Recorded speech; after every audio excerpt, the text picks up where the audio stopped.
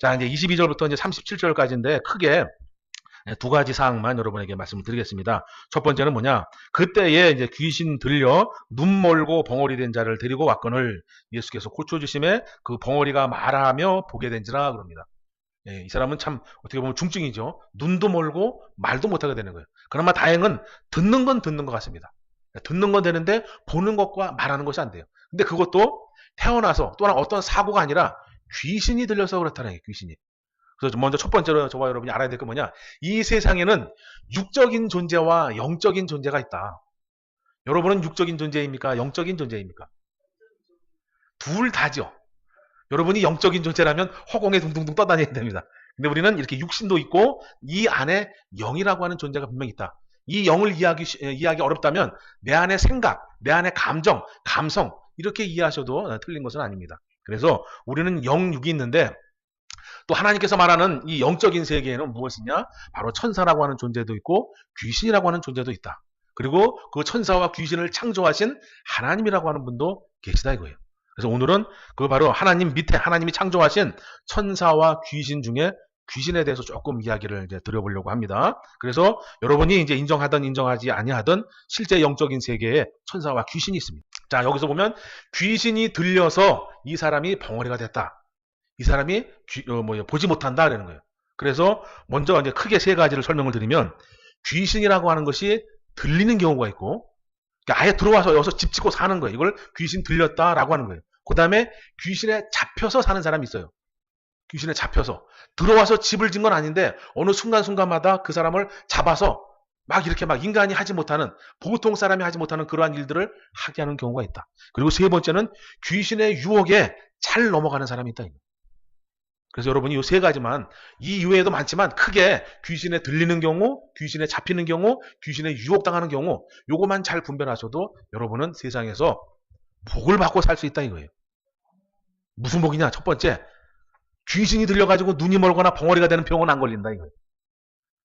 귀신에 들려가지고 배가 망신하거나 무엇이 막 얽히고 설키고 무너지고 망가지고 이런 역사는 일어나지 않는다. 여러분, 우리는 인생이라는 것은 선택의 기로에 서는 겁니다. 매 순간마다 선택하고 또 선택하고 선택하는 거예요.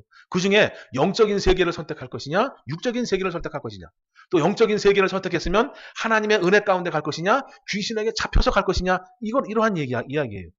근데 여러분이 지피지기면 백전백승이라고 하나님도 잘 알아야 되겠지만 귀신이 하는 방법, 귀신이 무엇을 행하는 그것도 잘 알면 여러분이 속지 않는다. 이해하시겠죠? 자, 그래서 들리는 거, 잡히는 거, 유혹당하는 거, 이 세 가지가 어찌됐든 간에 어떤 사람들, 즉 신앙의 유무를 떠나서 교회를 다니는 사람들이든 안 다니는 사람이든 종교가 있는 사람이든 없는 사람이든 이거 상관없이 귀신에게 잘 들리고 잡히고 유혹당하는 특징이 있다 이게. 그 특징을 한번 설명 들어보겠습니다. 첫 번째는 자존감이 낮다. 자존감이 나죠. 그 다음에 두 번째는 욕심이 많다. 욕심이 있어야 되겠죠. 열심과 욕심 사이에서 왔다 갔다 해야 돼요. 그래야 우리가 이제 이렇게 막 생동감 있게 뭔가 좀 열심히 하면 살아가지. 근데 이 욕심을 하면 나중에는 이 귀신에게 유혹당하거나 잡히거나 들리게 된다 이거예요. 그래서 첫 번째는 자존감이 낮은 사람, 두 번째는 욕심이 좀 많은 사람, 세 번째는 감사가 없고 불만이 많은 사람. 근데 불만족스러웠던 것을 한번 곰곰이 생각해 보시기 바랍니다. 곰곰이 생각해 보면 왜 이것이 내가 만족스러웠지 못하고 이것이 나에게 내 입에서 불평으로 나왔나 잘 생각해 보시면 감사로 바꿀 수 있다니까요. 생각의 차이, 기분의 차이, 문화의 차이예요. 여러분이 좀 마음을 좀 넉넉히 가지면 별로 그렇게 불만스러운 상황이 아니다. 그런데 너무 이렇게 나를 어떠한 틀에 가둬버리면 모든 것이 다 불만족이 되는 거예요. 그 싹을 튀고 싹이 사고 네가 나를 무시하니까 나한테 반말 반 존댓말 반 하는구나. 네가 나를 뭘로 하니까 그렇게 행동을 하는구나. 이러면서 그 불만의 싹이 점점 커진다 이게요. 그런데 생각을 조금 바꾸고 마음이 좀 너그러워지면 그래요. 그럴 수도 있지. 이렇게 넉넉하게 가는 거예요. 감사한 것이 없고 불만이 많으면 귀신에게 유혹을 당하거나 잡히거나 들리는 경우가 많다 이거예요. 그 다음에 애정 결핍. 사랑을 받을 시기에는 사랑을 받아야 되고 사랑을 줄 시기에는 사랑을 줘야 되는데 이것이 원활하지 않고 애정이 결핍할 때는 이 신앙의 성장이라든지 세상 말로 하면 세상의 아이들의 그런 이제 그 성숙함이 어그러지게 자라게 된다 이거예요. 그런 것이 크게 성숙하고 어른이 돼서도 잘못된 거로 한 곳으로 편향이 되면 그때 불만이 생기게 되면서 귀신에게 잘 유혹당하거나 잡히는 경우가 많아지게 된다. 100% 그렇다는 얘기가 아닙니다. 그러한 경우의 수를 이야기해 주는 겁니다. 그리고 게으른 사람이 또 그렇습니다. 게으르면서 한탕주의 아시죠? 내 할 일 열심히 하면서 무엇을 하면서 무언가를 바라는 것이 아니라 하지 않으면서 무언가를 바랄 때 이럴 때 귀신들이 많이 유혹을 하게 돼요. 그러면서 잘못된 길로 잘못된 방향으로 들어서게 만드는 게 귀신이 하는 일이다 이거예요. 그래서 이것 외에도 많은 것이 있겠지만 크게 보면 귀신에게 잘 들리는 사람, 잡히는 사람, 유혹당하는 사람은 자존감이 낮거나 욕심이 많거나 감사는 없고 불만이 많거나 또는 애정결핍이 있거나 게으르거나 한탕주의거나 이럴 때 이런 경우가 생긴다는 거예요. 그래서 여러분은 이러한 것을 잘 피해서 조금 내가 불리한 상황일지라도 하나님 앞에 감사하고 고난과 어려움이 있을지라도 또 주님의 크신 사랑을 깨달아서 그것을 이겨낼 수 있고 이러면 귀신에게 잡히는 것이 아니라 성령의 도우심을 받는다. 성령의 도우심을 받으면 무슨 일이 생기느냐? 묶였던 일이 풀어지고 고침받을 수 없는 병이 고치게 되는 역사가 나타난다. 어느 목사님이 안수해져서 고치는 게 아니라 내가 하나님 앞에 성령의 도우심으로 고침받을 때 이것이 부작용과 후유증이 없는 거예요. 네. 여러분 본문에서 말하잖아요. 어떠한 유전적인 거나 또 후천적으로 어떠한 사건에 의해서 병이 드는 경우도 있지만 귀신 들리거나 무엇이 꼬여서 인생이 꼬여서 병이 들리는 경우도 있다. 그래서 그런 사람이 교회에 나와서 하나님의 은혜를 입고 또 구원을 힘입고 또 성령의 충만함을 받으면 나도 모르게 내 안에 묶였던 것이 풀어진다. 풀어져. 그래서 처음에 교회 나올 때는 이렇게 나오는 게 아니라 이렇게 나와요. 그러다가 점점 가면서 이렇게 이 꼬리가 이렇게 올라가죠. 그래서 사람들이 그래요. 너는 뭐가 그렇게 좋냐? 하는 거예요. 아니, 너는 그럼 뭐가 안 좋냐? 난 다 좋다. 내 생각의 차이, 여러분이 어떻게 마음에 예수님을 품고 사느냐에 따라서 전혀 달라진다. 그래서 우리는 귀신과 친구하면서 살아가는 게 아니라 선사와 친구를 하고 성령의 도우심을 받고 살아가시는 저와 여러분 되기를 주의 이름으로 축원합니다. 그래서 진짜 축복이 뭔지 세상에서 말하는 복은 우리 하나님이 주시는 복과는 비교할 수가 없다니까요. 비교할 수가 없어요. 여러분이 마음을 넉넉히 가지시면 벌써 이 마음이 평안해지고 그것이 얼굴로 나타난다라는 거예요. 자, 여기서도 보면 왜 이 말씀을 드리냐면 자, 22절에는 이제 예수님께서 병을 고치시는 겁니다. 그래서 귀신 들린 자에게 귀신을 쫓아내 주시는 거예요. 그럼 이건 좋은 일입니까? 나쁜 일입니까? 좋은 일이잖아요. 좋은 일. 그런데 23절에 이 좋은 일을 보고 어떠한 무리는 야, 이분이 다윗의 자손이다. 이 이야기는 뭐냐? 이분이 메시아인가 봐. 우리가 기다리던 우리가 기도했던 그분인가 봐. 그러니까 우리에게 이렇게 자유함이라는 걸 주시지. 우리 이웃의 병을 고쳐주지. 와, 그러는 거예요. 그러면서 마음의 문이 열리는 겁니다.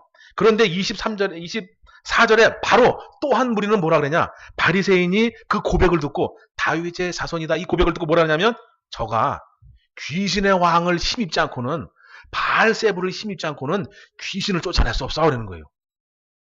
어떻게 보면 이 말이 참 맞는 말 같아요. 그런데 예수님께서 25절에 그들의 생각을 딱 뒤집어 버리는 거예요. 뭐를 뒤집어 버리느냐? 예수께서 저희의 생각을 아시고 가라사대 스스로 분쟁하는 나라마다 황폐하여 질 것이요 스스로 분쟁하는 동네나 집마다 서지 못하리라 그래요. 여러분 회사가 망하는 게 무엇 때문에 망하는지 아십니까? 그 회사 안에 불만 세력이 생겨서 망하는 거예요. 그래서 노조라는 것이 있어야 되겠지만 노조가 지나치게 회사의 일에 관여하면 그 회사가 설 수 없는 거예요. 그런데 귀신이 귀신을 쫓아내면 귀신 스스로 망한다는 얘기잖아요. 그죠? 보통 사람이라면 내가 내 사랑하는 사람을 또한 나의 가족과 나의 공동체를 욕하진 않는다 이거예요.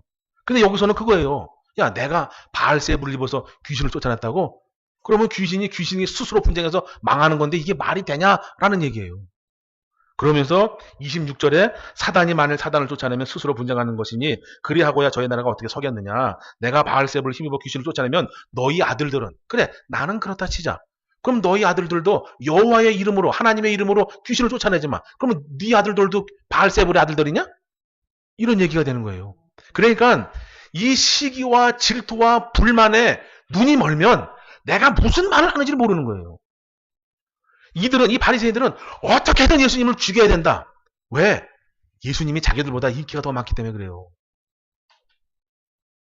사람들이 바리새인을 보고는 와 저들의 옷차림은 정말로 귀족 같아. 너무 멋있어. 어떻게 저렇게 성경을 많이 알아. 우리하고 좀 질이 다른 삶을 살아. 와 존경할 만하다. 이렇게 해줘야 되는데 오히려 예수님은 행색도 초라하고 뭐 사시는 곳 태어나신 곳 집도 그렇게 아름답지 않아요.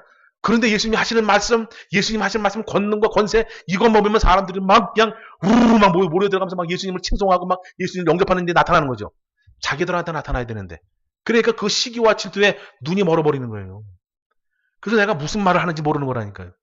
그래서 여기서 우리가 뭘 배워야 되느냐. 여러분들 스스로도 어느 한 것에 욕심이 너무 많거나 시기 질투가 많으면 덩인지 된장인지 구분을 못한다. 그래서 이 시기 질투 욕심 이것이 귀신의 무기라니까요. 무기.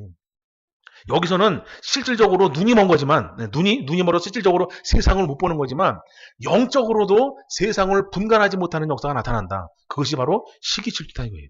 자 그래서 내가 바알세몬을 힘입어 귀신을 쫓아내면 너희 아들들은 니들이 지금 무슨 말 하는지 아냐? 나를 갖다가 모욕하고 나를 갖다가 욕하려고 너희 아들들까지 그렇다라고 하는 거야. 너희 아들들이 나를 믿던 안 믿던 너희 아들들도 여호와를 믿고 하나님을 믿고 그분의 말씀대로 살아가고 그분의 능력을 힘입어서 귀신을 쫓아내잖아. 나도 하나님의 이름으로 하나님의 능력으로 귀신을 쫓아내는 거야. 그러니 너희 시기와 질투와 욕심을 벗어버려라. 이런 내용도 여기에 담겨져 있습니다.